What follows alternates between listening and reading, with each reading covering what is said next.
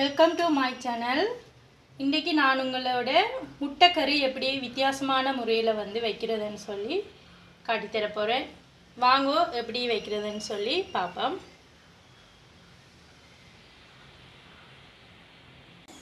முட்டைக்கறிக்கு 5 முட்டை எடுத்து வச்சுருக்கிறேன். இப்போ 5 முட்டையையும் இந்த டிஷ்ஷுக்குள்ளே நான் அடித்து விட போகிறேன்.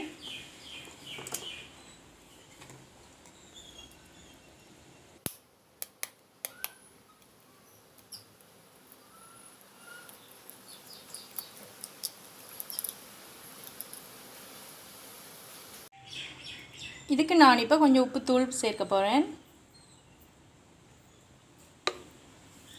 அதோடையே சேர்த்து கொஞ்சம் மஞ்சள் தூளும்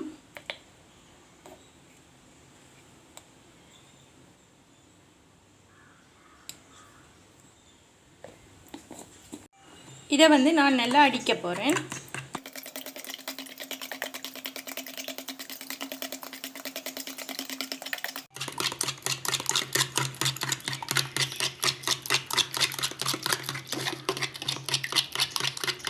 இப்போ நல்லா முட்டையை அடித்து எடுத்தாச்சுது. உப்பு மஞ்சள் தூள் எல்லாம் முட்டையோட நல்லா கலந்துட்டுது. இனி நான் இதை எப்படி அவிக்கிறதுன்னு சொல்லி காட்ட போகிறேன். நிறவாசியை நான் இப்படி நாங்கள் அடுப்பில் அவிச்சு எடுக்கலாம் என்று சொல்லி காட்ட போகிறேன். அரைவாசியை நான் அவனுக்குள்ளே வச்சு எடுக்க போகிறேன்.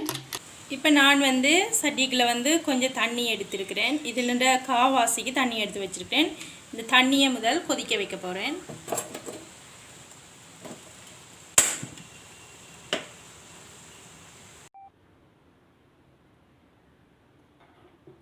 இப்போ இந்த அடித்து வச்ச முட்டையில் கொஞ்சத்தை சிரட்டை இங்கே பாருங்க, நல்ல வடிவாக அந்த தும்பொன்னும் இல்லாமல் எடுத்து வச்சுருக்குது. இந்த சிரட்டைக்கில் இதில் நான் கொஞ்சத்தை விட போகிறேன்.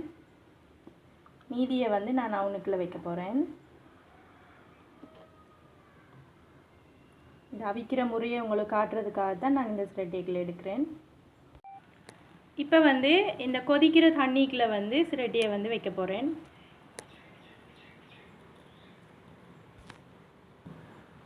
இங்கே பாருங்க, சிரட்டை தாளாது அப்படியே தண்ணியில் நீந்தும். இந்த தண்ணி சூடேற இது அப்படியே ஒரு கேக் துண்டு மாதிரி வரும். நான் உங்களுக்கு இதை அவிஞ்ச பிறகு எப்படி இருக்குதுன்னு சொல்லி காட்டுறேன் பாருங்க.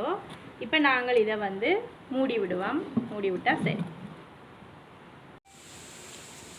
இப்போ நாங்கள் அவனுக்குள்ளே வச்ச முட்டை நல்ல கேக் மாதிரி பொங்கி வந்திருக்குது. இதை நான் பீஸாக வெட்ட போகிறேன்.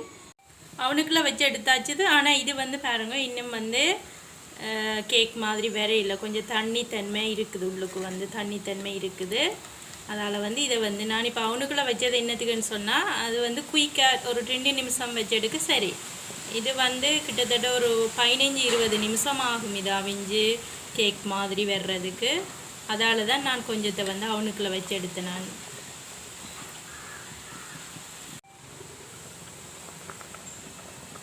இப்போ பாருங்க, கேக் மாதிரி வந்துட்டுது, நல்ல பொங்கி வந்துட்டுது. இனி நான் இதை நிப்பாட்டி போட்டு எடுக்க போகிறேன். இப்போ நான் இதை பீஸாக வெட்ட போகிறேன்.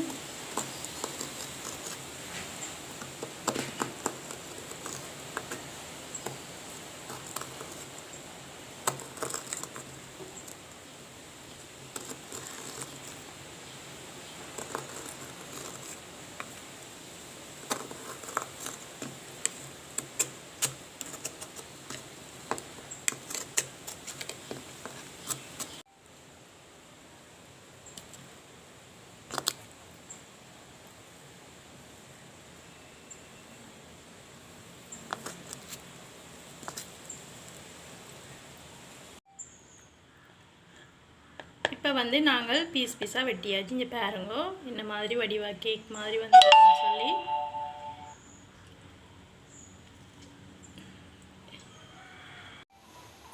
இப்போ எங்களுக்கு தேவையான பொருட்கள் என்னென்னு பார்த்தோம்னு சொன்னால், முட்டை நாங்கள் ஏற்கனவே அவிச்சு வெட்டி வச்சாச்சுது. இப்போ தேங்காய் பால் 1/2 கப் தேங்காய் எடுத்து திருவி அந்த பால் புழிஞ்சு வச்சுருக்குது.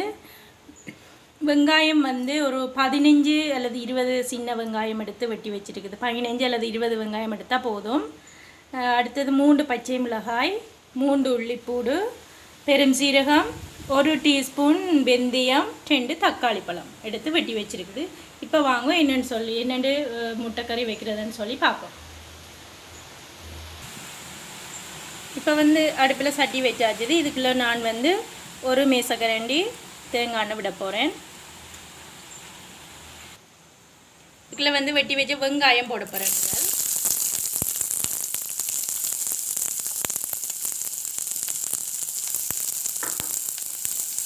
அடுத்ததாக மிளகாய், அடுத்ததாக வந்து உள்ளி. இப்போ வந்து வெங்காயம் ஓரளவு வதங்கிட்டுது. இப்போ நான் இதுக்குள்ளே வந்து பெருஞ்சீரகம் சேர்க்க போகிறேன். பெருஞ்சீரகத்தோடையே வெந்தயம்.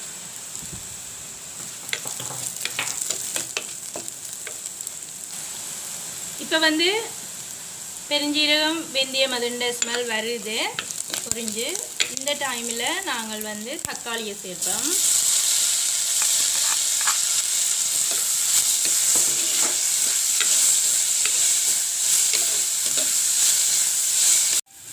தக்காளி வதங்குற இந்த டைமில் வந்து நான் கொஞ்சம் புளி வந்து பழப்புளி இதுக்குள்ள தண்ணிக்குள்ளே வந்து ஊற விட போகிறேன். கிணக்க வேண்டாம். ஏன்னு சொன்னால் தக்காளி பழம் புளி தான். தக்காளி பழம் போடுறபடியாக நாங்கள் வந்து கொஞ்சம் பழப்புளி சேர்த்தா காணும்.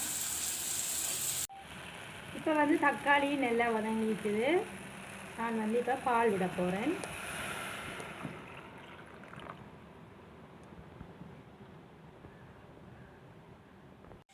இதுக்கு அளவான உப்பு,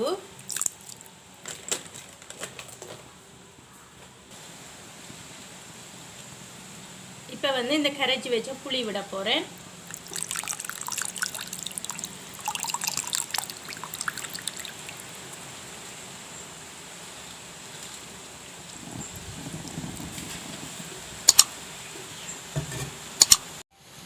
இப்போ பால் வந்து பொங்கி வருது. இந்த டைமில் வந்து நான் இந்த வெட்டிய முட்டை துண்டுகளை போட போகிறேன்.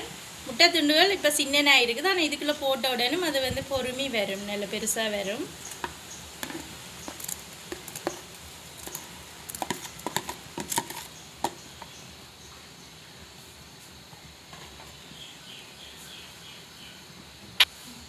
இப்போ வந்து இதுக்கு அளவான தூள்,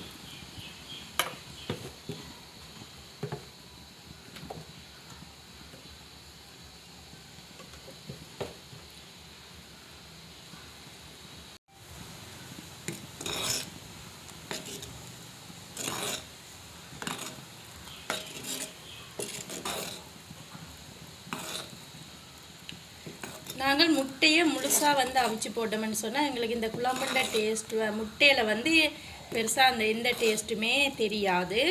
அப்படியே அவிச்ச முட்டை மாதிரியே இருக்கும். ஆனால் இப்படி நாங்கள் அவிச்சிட்டு போட்டோம்னு சொன்னால் அந்த முட்டையில் வந்து நல்லா இந்த குழம்புண்ட தன்மை உப்பு புளி எல்லாம் நல்லா ஊறி அந்த முட்டை பீஸ் வந்து சாப்பிட்றதுக்கு வந்து நல்லா இருக்கும். அதுக்காகத்தான் நாங்கள் இப்படி செய்கிறது. இப்போ முட்டை குழம்பு வந்து ரெடி. நல்ல திக்காக வந்துருக்கு பாருங்க. அதை விட இந்த போட்ட முட்டை பீஸை பாருங்க இவ்வளோ பெருசாக வந்துருக்குதுன்னு சொல்லி. இது வந்து சின்ன பிள்ளைகள் வந்து நல்லா விரும்பி சாப்பிடுவீங்க. இப்போ ஆக குழந்தைகளுக்கு நீங்கள் வந்து வெள்ளைக்கறியாக வச்சு கொடுக்கலாம். அதை விட நீங்கள் உப்பு போட்டு இப்படி அவிச்சிட்டு அந்த பீஸையும் வெட்டி வெட்டி கொடுத்தா அதை வந்து விரும்பி சாப்பிடுவீங்க. இது வந்து எல்லோரும் சாப்பிடலாம். எல்லோரும் சாப்பிட ரொம்ப சுவையாக இருக்கும்.